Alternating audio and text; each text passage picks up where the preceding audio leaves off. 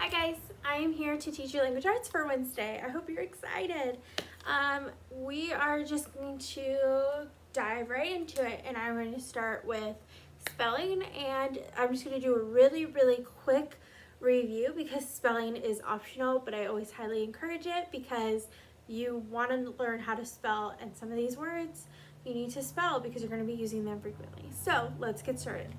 So we're focused on the endings of words, and more specifically on how to take a singular word and make it plural. So I have some examples that I'm going to go over right now. So if I need to add an S, it's because the word has an O. So studios, I just add an S. Videos, I just add an S. Okay? Knives, I just add an S. Okay? And then sometimes I need to add an ES. And I add an ES when I have an O. So like echoes, I add an ES. Or tomatoes. Or volcanoes. Okay, plural form by changing Y to I and adding ES. For instance, armies. Army is with a Y, so to make it plural, I have to drop the Y and add IES. Okay, and I like to say goodbye to the Y and hello to the IES, so that we remember if we have Y, we need to add IES. Now, if I have an F, I also need to change that to a V and add ES. So again, I'm saying goodbye to the F, hello to the V, ES. For instance, leaves. One leaf has a F, L-E-A-F. But if I want to make it plural, I add a V-E-S. And so now I have leaves. Okay, and on the bottom of this page are the rules.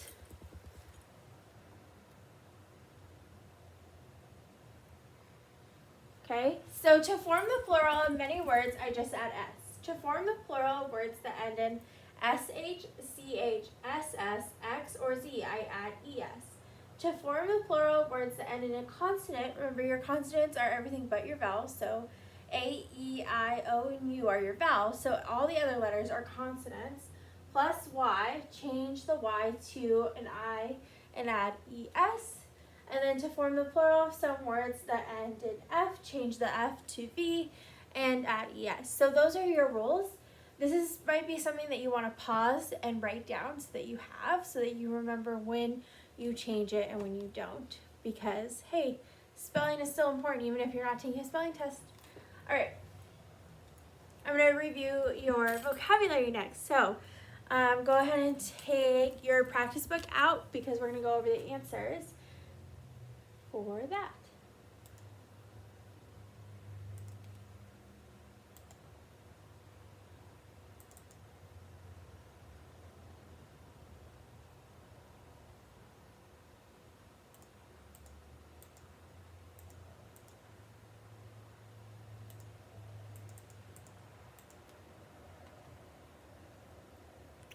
And again, I'm going to make this super quick because Miss Garcia just did this with you guys yesterday. So just a really quick review of your vocabulary words. So excursions are short journeys or outings. If you've ever been on a cruise, when you get off the ship and you do something, that's an excursion. Okay? Giddy is if you feel happy in a silly, dizzy way. I would say you're giddy on your birthday or Christmas or Easter or something that makes you super happy. Okay, pinnacle is the pinnacle of a building is a tall pointed piece at its top. Gleeful is excited and happy sometimes as a result of someone else's mistake. Panic is a strong feeling of fear and anxiety that makes a person act unreasonably or without thinking carefully. Okay. Turbulent, such as air or water, has strong currents which change direction suddenly. Okay, we see this on airplanes. If you've ever been on an airplane and there is turbulence, that's what this is. It's a change in wind direction.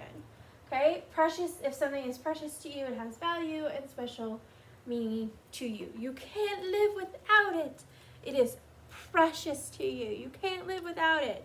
Okay, you would die if you didn't have it. Okay, maybe that's a little dramatic, but it is precious to you. Okay. And now I'm going to go over the practice book page that Miss Garcia assigned you. So it's this page right here, which is page 140. So excursions, Ken gave 2 excursions of heroism in the Civil War, and most kids love going on excursions to the park. You should have picked example 2. For giddy, you should have picked example 1. Karen was giddy with delight over winning the trophy. Precious. Life, liberty, and the pursuit of happiness are precious to Americans. Okay, you should have picked example 1. Pinnacle, the view from the pinnacle of the mountains was breathtaking. So the top of the mountains. Okay, gleeful, Monica was gleeful to learn she had won tickets to the concert is example 1. For number 6, Tim felt panic when the door slammed shut, and turbulent, flying a kite is more fun when the air is a little turbulent. Here is an example. Notice the complete sentences here. What kind of excursions do you enjoy? Why? I like going to baseball games with my dad because we get to spend time together. So whatever kind of excursions you enjoy, you need to say what it is and why you enjoy it. Here, what kinds of experience make you gleeful? Going to birthday parties makes me gleeful. Okay, now the next thing that I want to talk about is the story. Now, in a separate video that you will see labeled, I will read aloud the story for this week, Chester Cricket. After you listen to that, please do page 141. I am assigning that to you right now for you to do after you listen to the read aloud.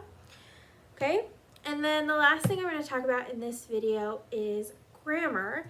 And your grammar is perfect tenses. And I'm going to close this out, and then I'm going to put a poster on the board.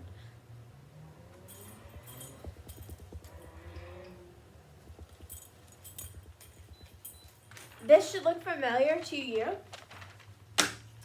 I know Mrs. Ricard used this to teach you the other day. So perfect tenses, there are 3 kinds: past, future, and present. And so past perfect is in the past. So I'm going to use the words had, okay, or I'm going to use the word had. I had read until midnight because the book was so good.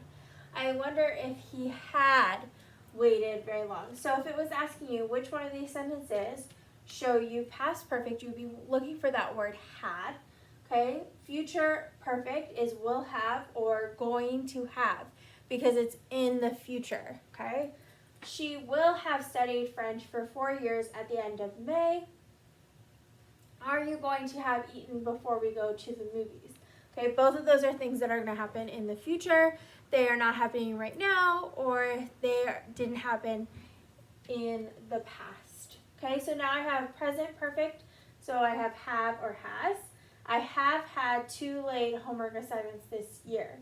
Okay, he has done all of his homework. Okay, has done, have had. So when you're doing this, you're always looking for those key words. So if I asked you future perfect, you would say will have or going to have.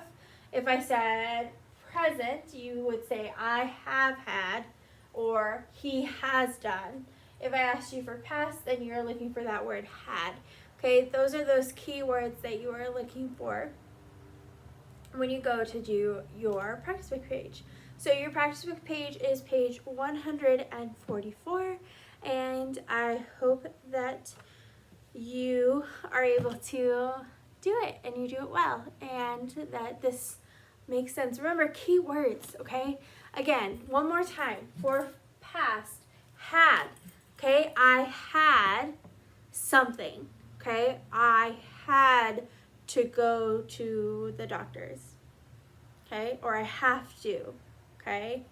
Now for will have, future is future perfect. So it is in the future, okay? And it's something that you're going to do.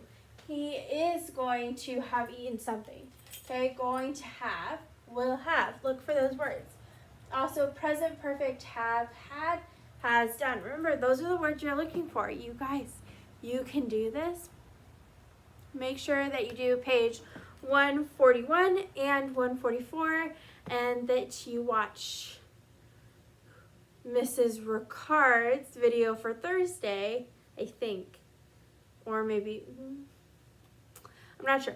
Whatever the next person is who's recording the language arts, that you have those answers and you check them. And remember that we have a PowerPoint that you can check as well to make sure you have the right answers. All right, please let us know if you have any questions, and we'll see you in the next video. Bye, guys.